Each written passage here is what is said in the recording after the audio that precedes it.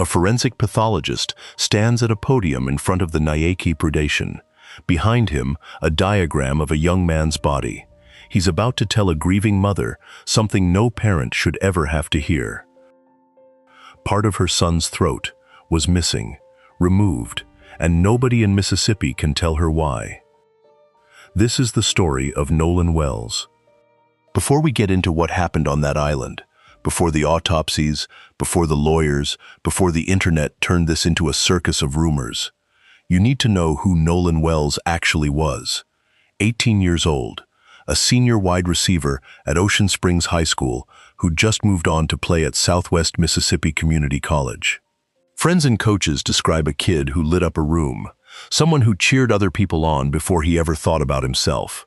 His mother, Christine Wansley, put it simply at a press conference weeks after his death. Nolan brought so much joy and light and life to everyone. That's the person we're talking about tonight. Not a headline, not a hashtag, a son. And on the 4th of July, 2026, he went out on a boat with a group of friends and never came home. Horn Island, a barrier island roughly 10 miles off the Mississippi Gulf Coast, federally protected, uninhabited, and every 4th of July, packed with boats and holiday partiers. According to GPS data later obtained from the Mississippi Department of Marine Resources, the boat carrying Nolan and his friends left the dock at 9:56 in the morning. It reached Horn Island by 11:14 a.m. For hours, it was exactly what you'd expect from a holiday boat trip. Sun, music, friends, the water. Nolan was photographed that day, surrounded by his friends. Most of them were white. At least one other friend on the trip was black.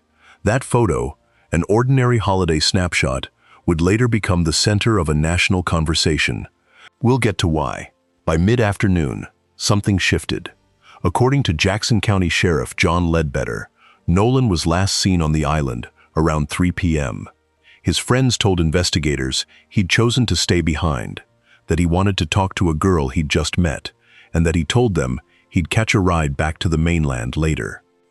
At 4:31 p.m., the GPS shows the boat leaving Horn Island, without Nolan on it. His friends made it home safely that evening. Nolan did not. That night, Nolan's mother got the call every parent dreads. Her son was missing. She reported him missing, and within hours, a search was underway involving the U.S. Coast Guard, the Mississippi Department of Marine Resources, and the National Park Service. A search and rescue group called the United Cajun Navy joined the effort too. Vice President Brian Trasher later described the search to Fox News. Volunteers combing the shoreline for any sign of Nolan, tracking wind and drift patterns to predict where the current might have taken him. For a day and a half, nothing. Then, on the morning of July 6th, 2 days after he vanished, a National Park Service ranger spotted something on the northwestern shoreline of Horn Island. Nolan's body. Dental records confirmed what everyone already feared. It was him.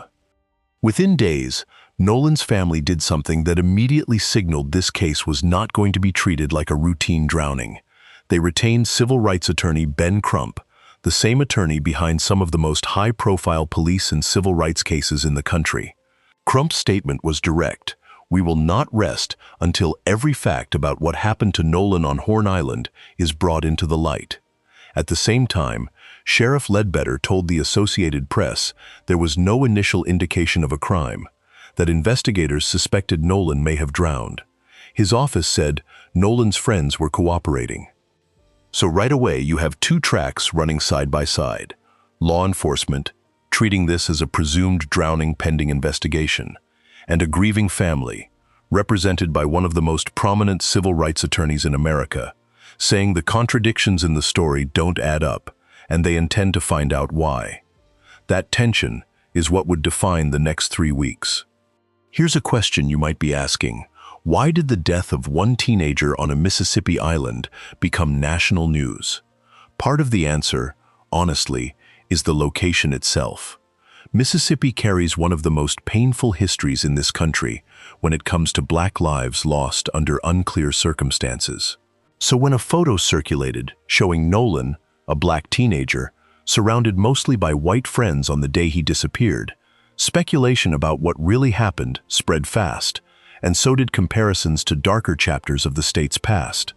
To be clear, as of this video, no evidence has been made public tying Nolan's death to a hate crime, and no one, including his own family, has publicly accused any of the friends on that boat of causing his death.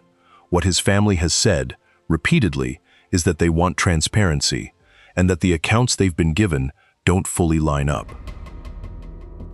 That distinction matters. This isn't a story with a confirmed villain yet. It's a story about an information vacuum, and what happens when the internet tries to fill that vacuum on its own. The funeral itself became a measure of how far this story had traveled. The service was officiated by Reverend Al Sharpton. Filmmaker Spike Lee and former NFL star Terrell Owens were in attendance. Sharpton announced a $100,000 reward, funded jointly with filmmaker Tyler Perry, for information leading to an arrest and conviction in the case. Owens later added $25,000 more, pushing the total to $125,000, a reward for an arrest. In a case police haven't even classified as a homicide. That tells you how much distrust had already built up in just those first 2 weeks. The official autopsy was performed by the Mississippi State Medical Examiner's Office on July 7th, the day after Nolan's body was recovered. Standard procedure. But weeks passed, and the results were not released to the public. For a family already suspicious of the official narrative, silence read as something more troubling. So they made a decision. They would pay for a second, independent autopsy, one performed by a pathologist of their own choosing. That pathologist was Dr. Roger Mitchell, a board-certified forensic pathologist and president of the National Medical Association, the oldest and largest professional organization for black physicians in the country. And the funding for the exam came from an unexpected source, former NFL quarterback and civil rights activist Colin Kaepernick.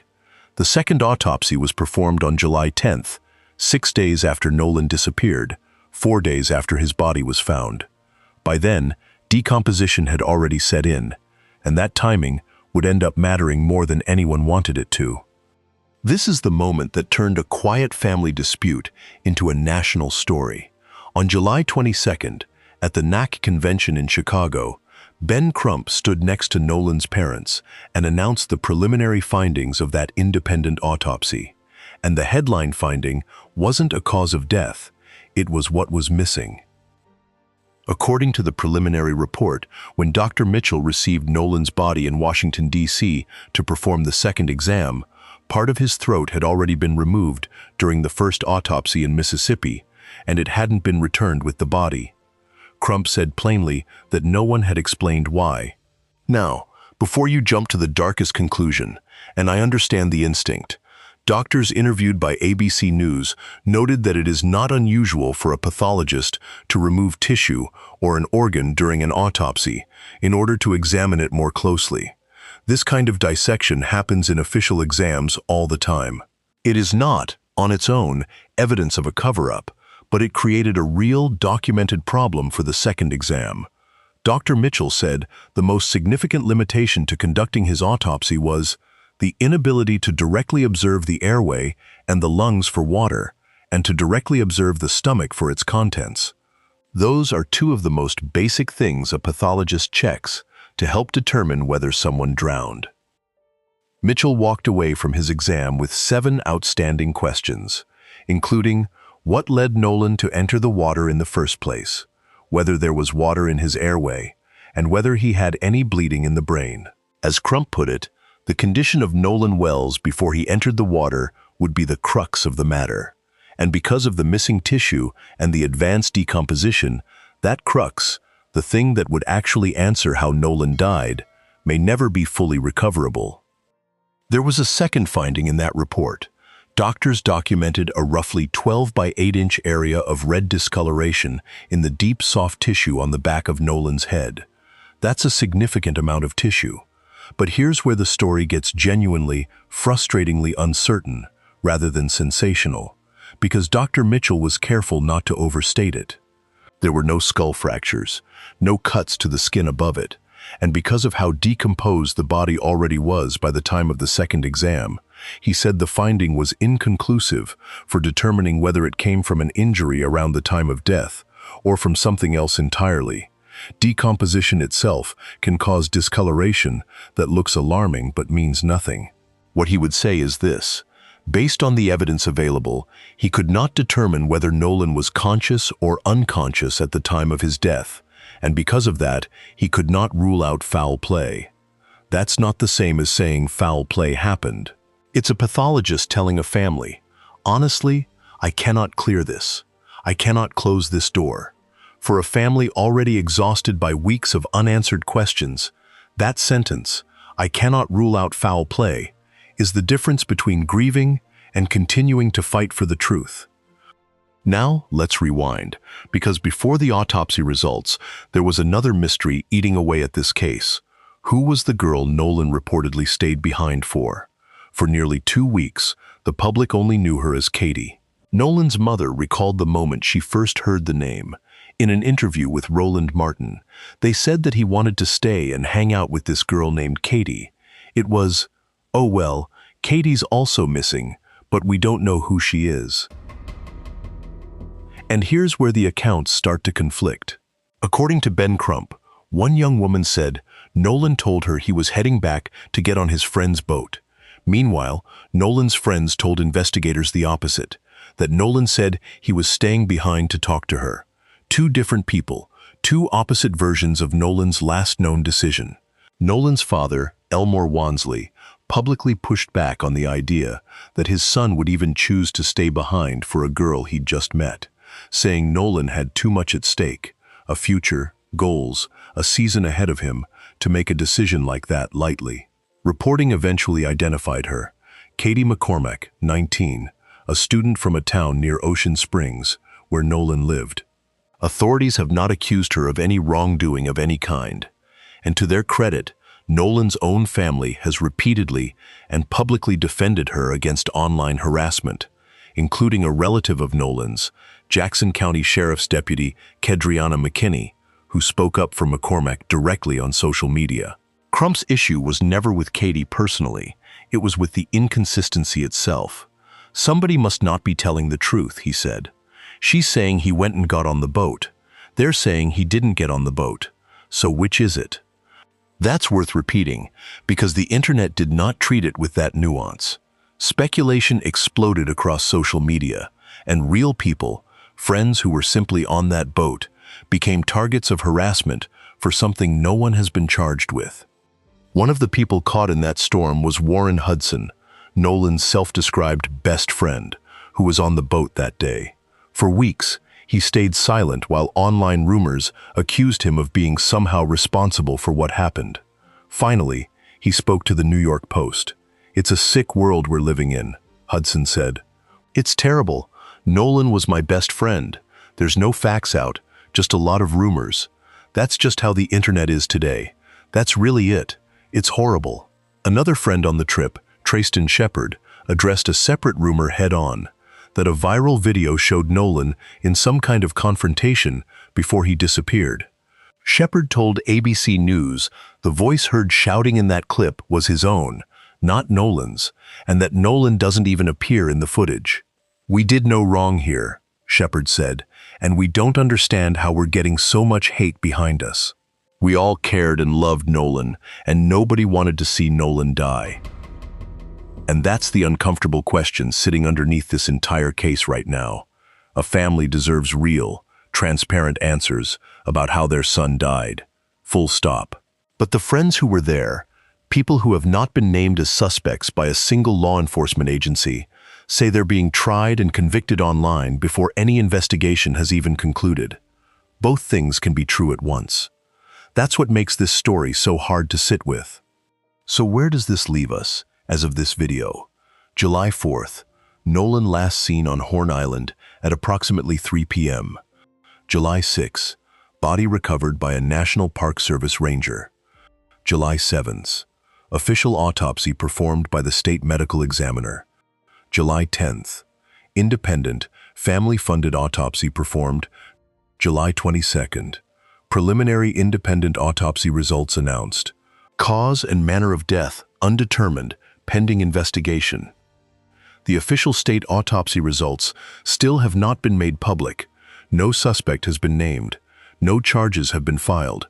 And a $125,000 reward remains on the table for information leading to an arrest, in a case authorities haven't even classified as a homicide. Nolan's mother said it best, standing at that podium in Chicago, flanked by her family and their attorney. The only question we have is what happened to our son. Weeks later, that question is still unanswered. Whatever comes out of that final state autopsy report, whether it confirms a tragic accident or opens the door to something far darker, Nolan Wells was a real person, a son, a teammate, somebody's best friend, and whatever happened to him on that island deserves a real, honest answer, not a version of the truth shaped by whoever shouts loudest online. So I want to hear from you. Do you think the missing tissue and that unexplained mark are signs of something being hidden, or simply the messy, painful reality of a decomposed body and a rushed second exam? Let me know in the comments. The moment Mississippi releases that official autopsy, the moment there's a real update in this case, you'll be the first to know. Make sure you're subscribed with the bell on so you don't miss it.